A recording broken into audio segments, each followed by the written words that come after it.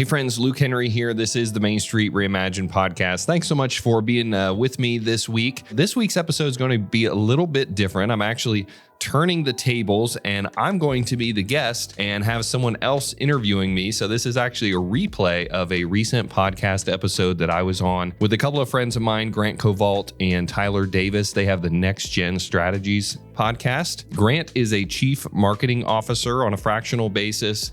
So he works with companies on their marketing, and Tyler is a CPA. So if you're listening to the Main Street Reimagined podcast, I believe that you'll enjoy their content as well. So be sure to hop over and subscribe to that. We'll add a link in the show notes to their podcast. But this week I was actually on their podcast. They're headquartered out of Sydney. So you could say this is kind of number 4 in the Sydney series, the final episode where we turn the tables.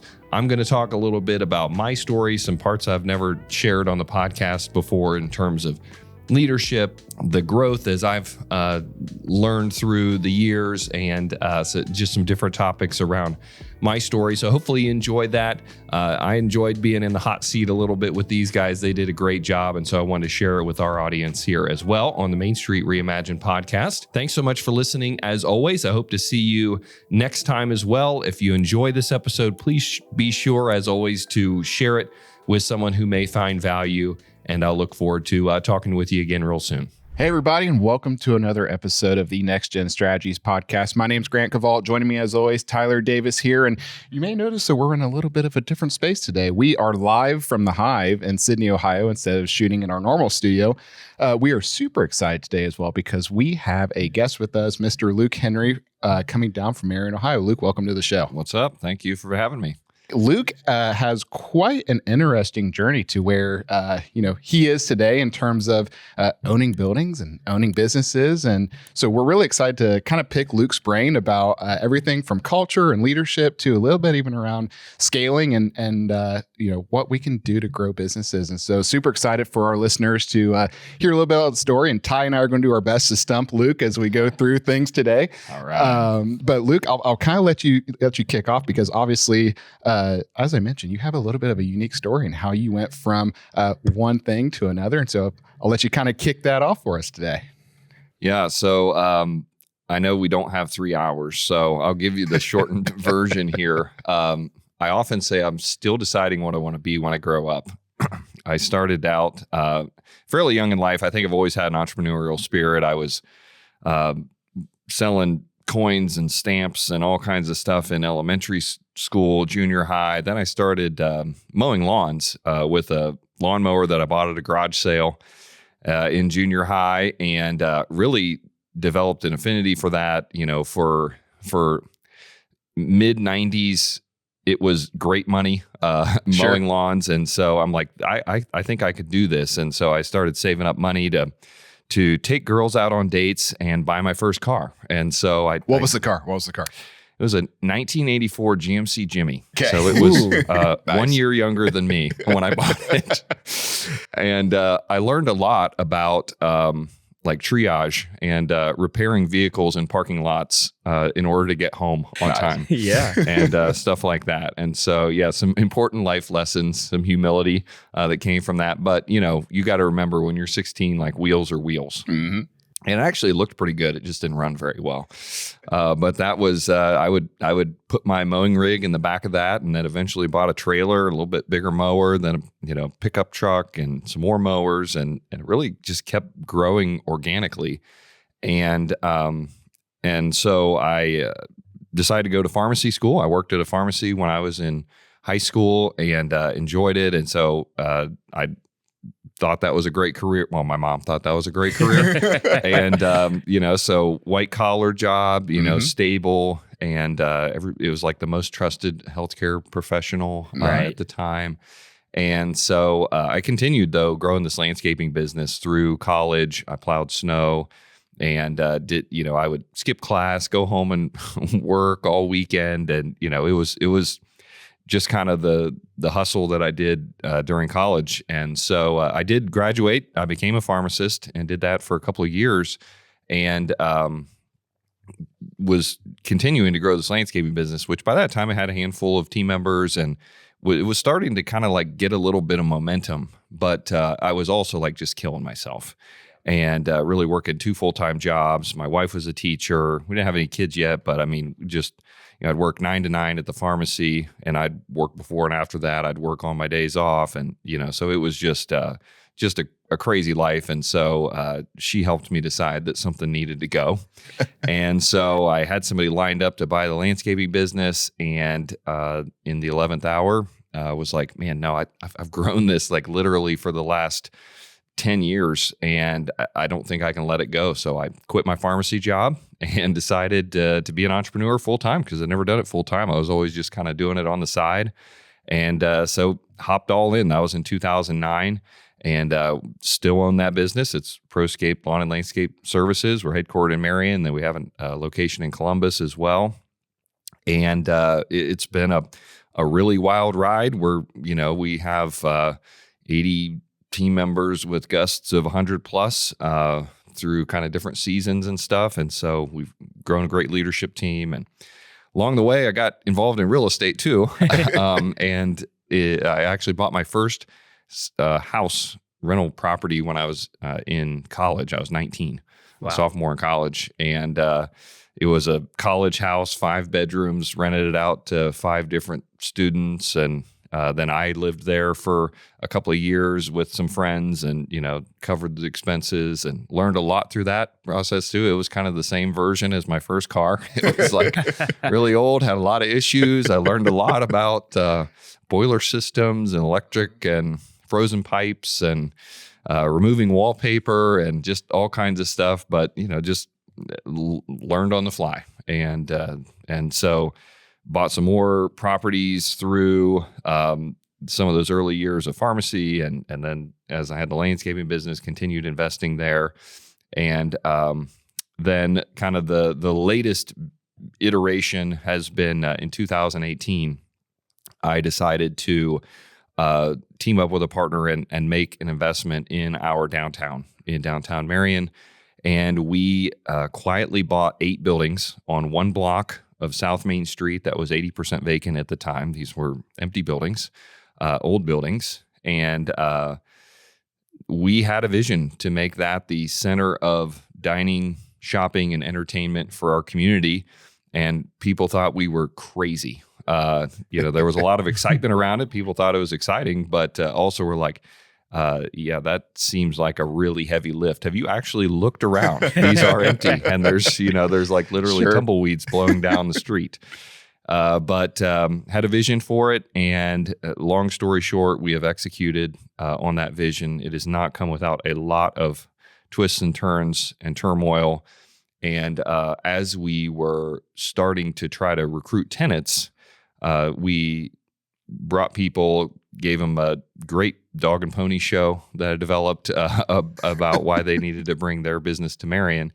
And every time we're kind of met with the same feedback, which was, hey, love your initiative, your vision, your drive, your spunk. But this is just, kind of too early in the process and pretty speculative, and we're not comfortable bringing our business here. So we're like, well, we have these buildings and we are planning on fixing them up. And so we've got to do something. And so we decided that something was just start some businesses ourselves and operate those. So we can go into that some more, but sure. But eventually, at one point, running 10 or 12 different businesses, some of them kind of Main Street businesses. We had an ice cream shop, a couple of wedding venues, a restaurant, 2 hair salons.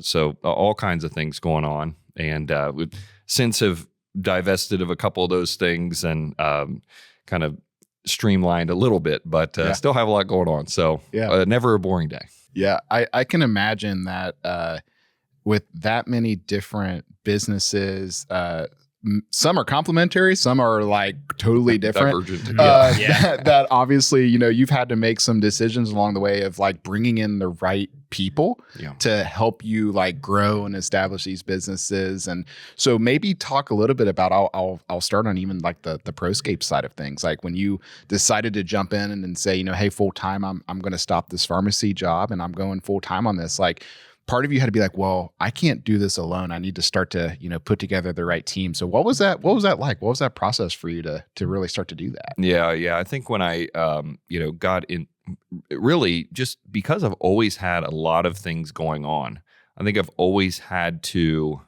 realize that I can't do it all. Mm-hmm. And I mean, I've always worked really hard. And I think that, strong work ethic is critical to building businesses and making things happen.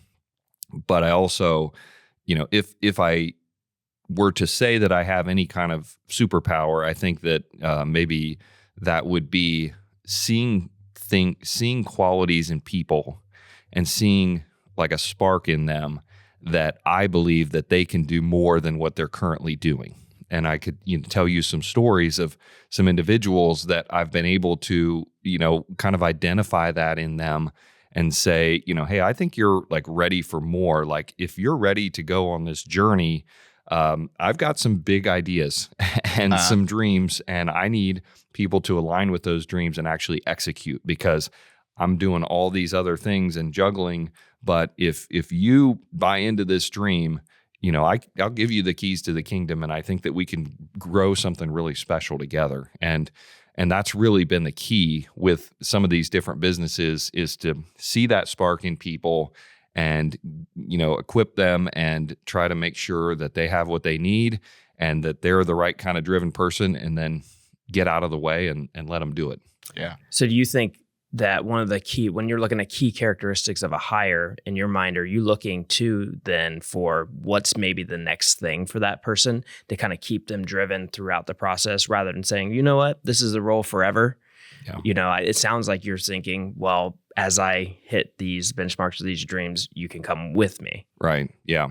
I think that, especially when you're growing small businesses and you're in that kind of small, earlier stage, it's not like I have the funding and the ability to go out and hire someone that's been a CEO at Chase Bank for the last 20 years, and bring them into this business. Like I can't afford really someone with a long tenured track record of success to come in and come into this baby business that we're bootstrapping and try to make it into something really special. I've got to find someone who has some of the characteristics or some experience in that field or desire to learn and grow and build something. And then, try to see like, hey, are you ready for that next thing? They probably don't have, or in my experience, they didn't have a proven track record of growing a business or leading a team or doing these things. But I said, I think that I see this, and I think that you can, and I'm willing to give it a shot, and I'll share my experiences and wisdom with you to help try to make you successful at this. And you seem driven to do it, so let's give it a shot. It's kind of like the draft, right? Like somebody drafted LeBron, right? And that went really well. He didn't have any experience, Yeah. So as like, obviously Proscape, going back to that, that was like your baby, right? Like quite literally you started this thing from scratch, and you grew it to where it is today. And as you jumped into that, like as you're saying, like you started to make investments in people and stuff. Was there is there a story or is there something where, you kind of remember going like, man, like I really do need to let go of this, and maybe like what that was for you, like, because like we get it as business owners and stuff. It's like, man, sometimes to let certain things go can be really difficult. So maybe any stories where you had to go through that transition, and I think a lot of our listeners probably feel that very often as well. Yeah. I think that there's really a lot of kind of stories of letting things go individually, and some of those things are harder than others. Yeah. I remember that one thing that was particularly difficult for me to let go of was estimating. That was something that for many years, like I did all the estimates. I wanted to be in control of like how we were pricing things and the production rates that we were using and different parts of that equation. And eventually, it just got to be I was the lid to that being able to expand. I was holding back our progress. I was bottlenecking the ability to like push more estimates out the door, quote more work and be able to get more stuff. And so plus it wasn't really the highest and best use of my time. Sure. Just because it was something I enjoyed or maybe something that I felt like I needed to do. As you grow a business, the leader needs to be leading the business, and I mean, it's so cliche, everyone hears like, work on the business, not in the business. But yet what do most people do? Small business owners, they're working in the business. They're doing the thing, they're not casting the vision. They're not going out and creating key relationships. They're not investing in who could be their future leaders that are going to take it to the next level. They're, swinging hammers and slinging shovels or whatever their business is. Right. So yeah, that was a big one for me that I can recall specifically. I feel like it takes just so much discipline, because I think it always comes down to when you're trying to train someone or hand something off, there's a point every time when you're like, well, I could just do this and it'd be faster. And like the discipline it takes to like coach people and keep working on the system and how it flows to get it better. Yeah. I can imagine you've had many days where you're like trying to prevent yourself from jumping in. Yeah, exactly. I mean, I think that if I was being honest, like sometimes some of the resistance to let go is that I had to actually sit down and create the process or be able to say, oh, this is how I do it. I'm going to codify it. I'm going to make it a process and a system rather than just kind of off the cuff. Well, I'm going to, estimate this one that they can get it done quicker because I think they can. And it's like, well, why do I think they can? How can I put this on paper to say, if it's a wide open property or if it has this many trees or if this, this many shrubs or whatever, like how do I create an actual system? And if I'm being honest, I was probably just sort of being lazy because like you said, it's just sort of easier to like do what I've always done, just do it myself than actually sit down, create a system for someone else to follow. And once we did that, it was like, it was incredible because I'm like, this is such drudgery, that I was putting myself through. Again, I'm a visionary, I'm a dreamer, I'm out there, and I'm sitting at my desk, like crunching numbers, And I know that sounds glorious to you, Tyler, but like that's not my idea of a good time. And yet I was doing it to myself for hours a day because I had been too lazy to put a system together. I will say you can do visions and spreadsheets, you see, and you look at the numbers, you go, oh, you go this way or that way. Do you feel like once you did that, you really unlocked something for yourself because you looked at different areas of the business where you could kind of repeat that as you grew? Yeah. I think that really once you've done that a time or two and you've like realized that you can systematize things, it probably before that, it started with how did I systematize how we were doing specific jobs? And we put together we called them PSS, Proscape Service Standards. And it was basically just a document that said, if you're doing a spring cleanup, if you're doing a mowing job, if you're doing a fertilizing job, like here's what you do, here's the equipment you need, here's exactly step-by-step the way that you approach this from the time you pull up on the curb to when you get back in the truck to leave. It was everything that you did. And we were able to systematize that. And then again, it was just so freeing. It's like, other people can do this and we can teach them and we have something to train on and everyone will do it the same. And then, once I let go of that, then I could focus more on sales, but I realized I was doing too much estimating. So then I let go of that, Sure. And then I was doing a lot of the selling. And so then I figured out how do we systematize the sales process and train someone how to do that. And then it's, kind of, we continue to, in the EOS world, talk about delegate to elevate. Mm-hmm. And, that truly is, as I look back, how that progression went. And so, as you continue to delegate and you continue to, take pieces of the business kind of off of your plate, right, give them to others, as the business continues to grow, like obviously like there becomes, it's kind of feels like there's an iteration of like, you got to get some stuff out of your head to these folks. But then once they do own something, you got to make sure that you're continuing to invest in those people to continue to grow in those skill sets or even develop skill sets without you necessarily being the person to do it. So like, I know from your perspective, like having a culture of leadership and a culture of professional development has been so key to the success of what you're doing. So maybe speak a little bit to like, as you kind of hit that, like, okay, I've got a lot of these key elements off my plate. This business can kind of start to run a little bit even without me in the room. Yeah. how have you, or maybe what was the trigger like for to really, really start investing from a leadership culture standpoint, like really putting that focus down? Yeah. Oh man, there's a lot there to unpack. A lot of lessons, a lot of pain and mistakes, and that's how I learn best. So it's usually just I go out and break it, and then we gotta fix it. But I think what comes to mind is that as you're talking, I'm thinking about things that I delegated to other people, and one of the things we have to get used to as leaders is that sometimes there's going to be things that people do differently than we do. Mm-hmm. And we have to be able to establish what are the negotiables and what are the non-negotiables. There are certain things that like they're values based or they're process driven. And it's like, hey, no, we need to do this the same every time because this is one of our core processes and we're not going to deviate from that. This is not negotiable. And then there's other things where sometimes things aren't my preference, but it still gets the job done. It still aligns with our values, and it's not the way that I would do it, but it's the way that they want to do it. And so, like as a leader, a lot of leaders are like me, I think, and I say that I'm a recovering control freak. So it's like I want to reach in and change that. Yeah, but I have to be like, no. I've delegated that. And sometimes I still catch myself. Well, my team members will catch me sometimes. And, sometimes hopefully we've built the trust for them to say,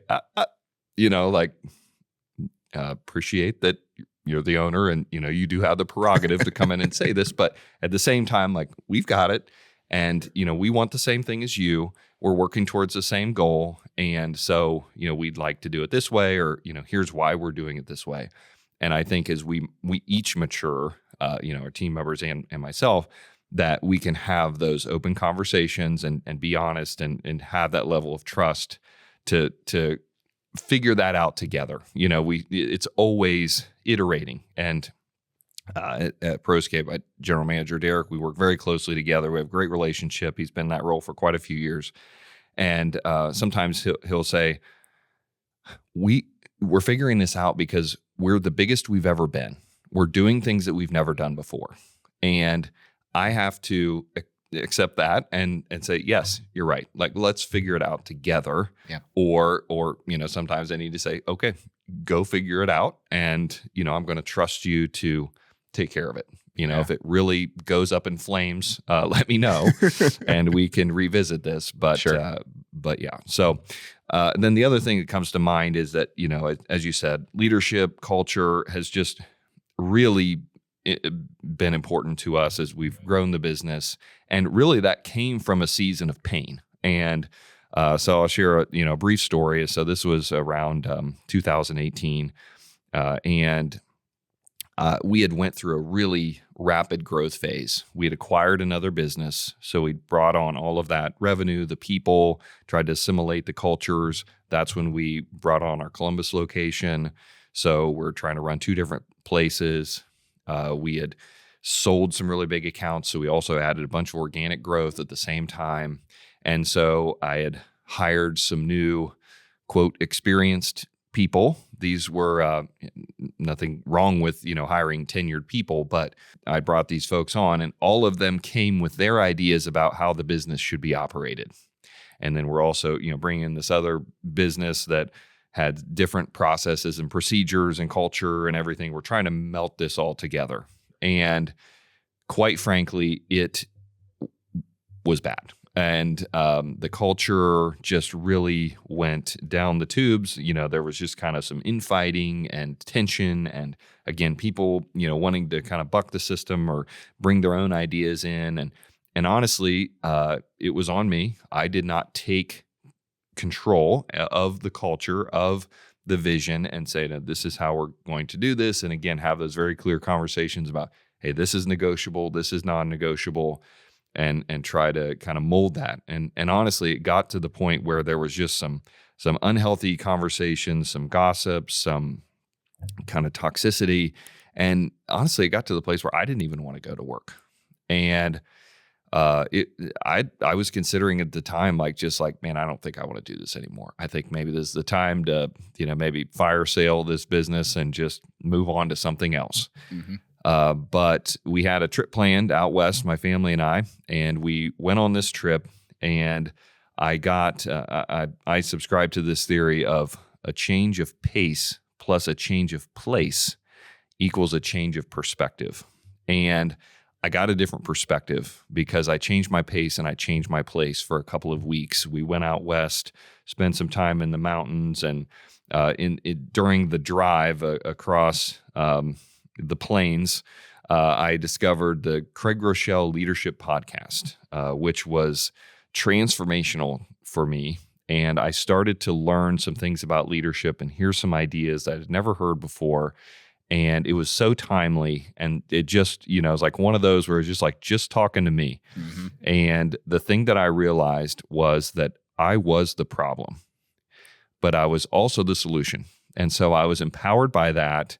And I realized that I needed to take control of the business, like in a good way, in a cultural way, from a values perspective and a vision perspective, and really leadership was what was missing, and leadership is what we needed to instill in our folks, and a certain flavor of servant leadership where we were working to serve the mission and the team, and not individual self-interest and egos and some things that were going on. Sure. And so I came back and I announced to the team.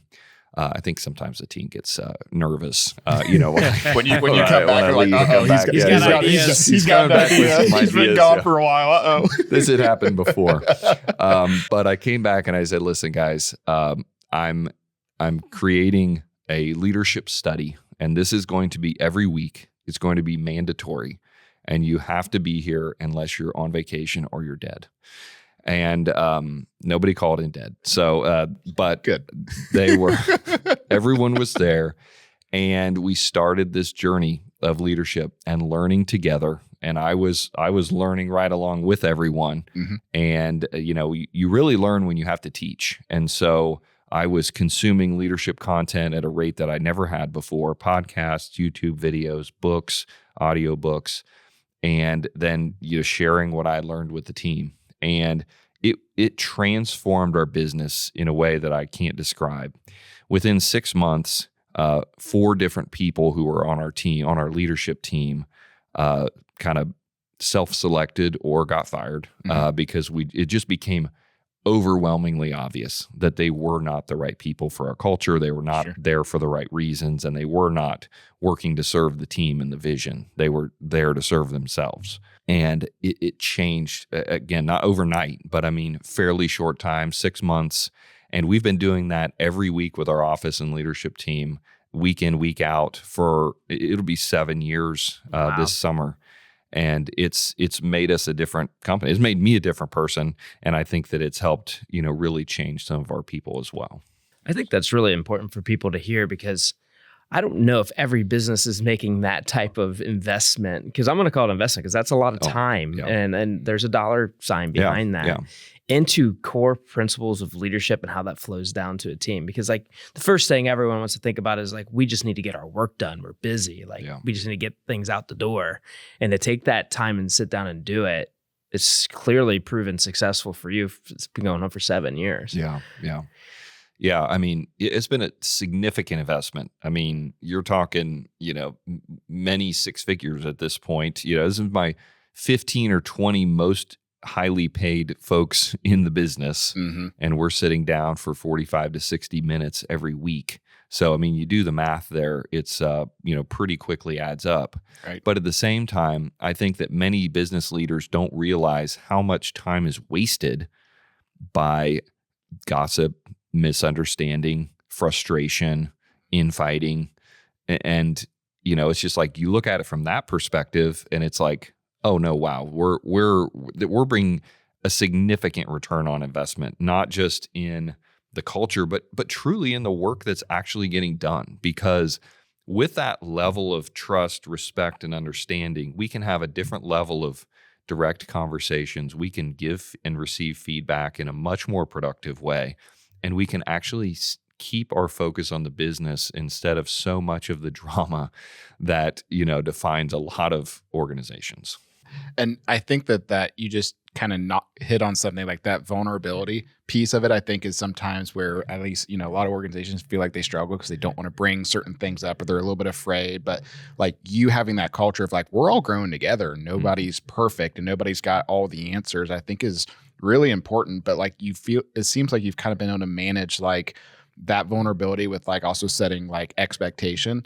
And so just that being said, like one of the things that I'm curious about, and with your people, they're probably not only growing from a leadership standpoint in business, but like personally, like it's probably had a lot of impact on their personal lives as well, to where like they maybe are taking new lessons home with them. Like, is that something that you're seeing a lot, where like it's not just in the business, like they're growing as people? Oh, absolutely. Yeah. And it's been one of the most rewarding things out of this deal, where there's been some folks that have moved on from our organization, which is something that we talk about in leadership in our study like several times. And we have to go back to it every once in a while to kind of share again, like, hey, if you are finding that like your season here might be coming to an end and you feel drawn to do something else, like, let's have that conversation openly. Mm-hmm. Like, how unproductive is it with so many organizations where people like feel like they want to leave and like they've got to sneak around and like lie to go to another job interview? And it's just like, I've been on the receiving end of that enough times where it's like, that does not feel good, when like, then they put in their resignation and you're like, oh, okay, you didn't have a sick kid last week. Like this is all coming back, like this is all, I'm figuring this out now. But we talk about the fact that healthy things grow and growing things change. And sometimes that means that, folks need to move on. But anyway, so we've had some folks, of course, move on in 7 years. We've have a lot that were around that initial table the very first week that are still with us. Mm-hmm. And it's been transformational to their lives.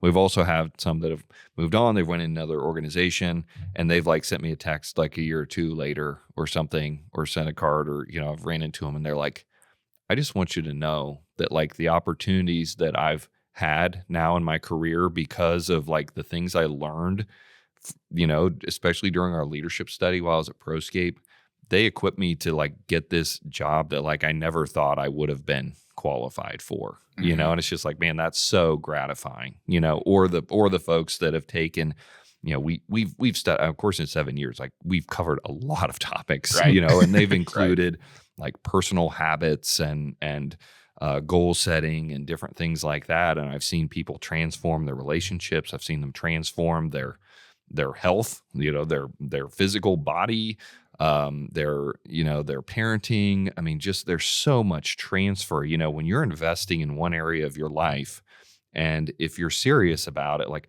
so often that overflows into other areas. I've seen that time and time again. And so, that's so gratifying. I mean, because at the end of the day, like our businesses, like what we're doing, we just had this conversation in our leadership study actually this week, where it's like, look guys, we're doing landscaping and I'm passionate about it and you guys are too. And like, we like making tall grass short and, stuff like that. But like at the end of the day, like we're not, curing cancer or like sending, rockets out of, into space or whatever. Mm-hmm. This is pretty basic stuff.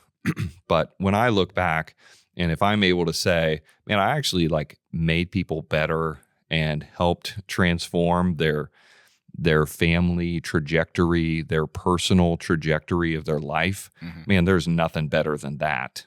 Being able to look back and be proud of, having a business. There's plenty of dads out there that like to see that tall grass go short and just stand and admire it. There's something special about that as well, though. I'll give you credit there. Hey, there is. There's. I look. I totally get it. That is so cool, and I think that investing in the people like sets a foundation to help also like.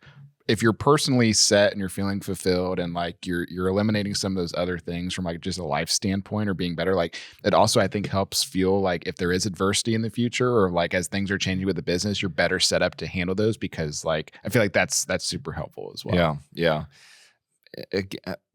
business is hard, and doing business with a team of very different personalities and stuff like that, it's difficult. Mm-hmm. And I think that just even with, what we've worked really hard to build, we still hit turbulence sometimes where it is not perfect. And, we kind of have to go back to this foundation of like, hey, we trust each other. We've like, let's make sure if there's concerns, if there's things that you are unsure about, let's air those out. We've got to get it out. There is nothing that you're going to say or question or talk about that is taboo. We need to talk about, because if you're concerned about it and it's holding you back from like giving your best or feeling fulfilled or having confidence in your role here, then we've got to talk about it. Now, Right. It doesn't matter what it is. So, sometimes we have to say those things out loud still. And again, we're still trying to get it right. And I'm still trying to get it right. I say I put old Luke on the bus and send him away, and he shows back up. And so I got to keep, sending him back on the bus and be like, get out of here. We're trying to do better here. It's great. I love that. So as we kind of wrap up here, there is one thing I wanted to ask you, and this could maybe go into a little bit of leadership side, could be culture, could be organization, whatever. A lot of our listeners are folks right now who are trying to kind of accelerate their businesses. Folks who are, maybe they're looking to double their revenue, or they're maybe taking over for, who was owned the business before, or they're just in that period of like drinking through a fire hose. Again, it could be a super small business. It could be, a little bit larger business. It sounds like you certainly have had that perspective of like hitting those growing pains along the way. So if you're one of those listeners who are kind of that like drinking through a fire hose, trying to get my feet under me, what advice maybe do you have for those folks, just based on your experience or things you've learned that where you're like, this may be a good thing to start with, or maybe this is like something where I found was helpful to like kind of get that traction, not to use the EOS term, but kind of get that traction back under your feet. Yeah. Yeah. I think that what really comes to mind is, I heard this several years ago. I can't remember where, but is that you are always one person away from solving your biggest problem. You're one person away from solving your biggest problem. And so that might be a key hire, that might be a consultant, it might be a mentor. Somebody is out there that can solve your biggest issue that you're dealing with today. And you need to find that person. Your job as the leader, as the owner, as the point person is to figure out who can solve your problem. I'm a big fan of the book by Benjamin Hardy and Dan Sullivan, Who Not How. And that is a mantra that I continue to come back to. And as I'm looking at being in more and more different business verticals and growing businesses and needing to delegate and rely on others to solve the problems of the various businesses, my question needs to be who, not how. For years, I solved every problem by just grinding harder, doing more research, doing more myself, figuring it out. And, again, I think there's a point in every business when you're first starting out, like that's how you've got to do it. Mm-hmm. You've got to just hustle and work hard and bootstrap it and get it to a point where you can have some other people on the team and stuff. But eventually what got you here is not going to get you there. Mm-hmm. And so if we can't get past that point, man, I have seen so many owners hit the ceiling, and they can't break through because they're trying to do it all themselves. And it comes back to that concept of who, not how. Yeah, I think that is, first of all, I'm going to read that book. Yeah. So, no, that's great. And I think, as we kind of wrap up here with what all we've covered, I'm just, first of all, thank you, Luke. This has been so good. I think we have covered in a short period of time a lot of stuff from just the inspiration of your story of just how you started off like quite literally when you're a teenager with a business that has kind of, you know, grown and then, you know, been that bit of a platform for you to do a lot of other things that you're super passionate about and try other things, and, you know, the lessons you've learned along the way, and just, you know, we appreciate your vulnerability and kind of talking through some of those stories today. And I mean, I'm just very, very thankful that you came on today. And I think our listeners will have a lot to kind of digest as they listen to this. So final thing I'll just say, you know, where, Luke, you know, from your perspective, if anybody has questions on certain things or they want to learn more about, you know, you or businesses, like where can they find you? Sure.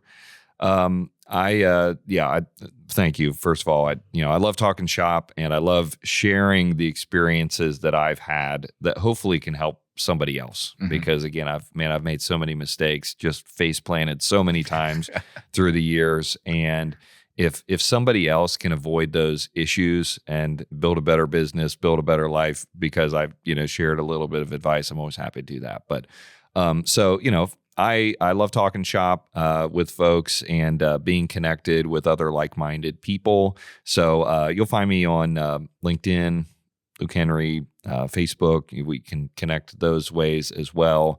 Our primary businesses, Proscape Lawn and Landscape Services. You know, so again, LinkedIn and Facebook, Instagram. You know, we do share a lot of kind of the cultural things that we're doing for our team, and, you know, what we're learning in leadership and some things that way. And then Henry Development Group is our kind of umbrella of all of our downtown projects that we're working on in Marion. And we didn't talk about that a lot, but you know, that is something I'm super passionate about. We've got a lot of great team members that we have on that side of the house, if you will, as well, and some really cool businesses and just growing community in the Marion area. So if you want to follow along there, that's great too. Absolutely. Well, you know what? That might be podcast episode number 2, where we talk all about the development side of things, because I would love to do that as well. I'm sure that's got stories too. I'm sure. Oh man. Yeah. Man, when I started all that, I had a thick, lush head of hair, and it was so good. And then I started buying old buildings and trying to do projects and growing other businesses and stuff. And now look at me. I'm like a whisper away from looking like you. The tax code did this to me. So, you know. Oh, that's great. Well, Luke, again, appreciate you jumping on today. I think I'm going to use that as a teaser that, you know, we're going to have a secondary episode at some point about Henry Development Group and all the things that happen there. So thank you again, Luke. We appreciate it. And thank you, everybody, for joining us today. We will have another episode coming up very soon with some more guests. But until then, thank you all. See you later.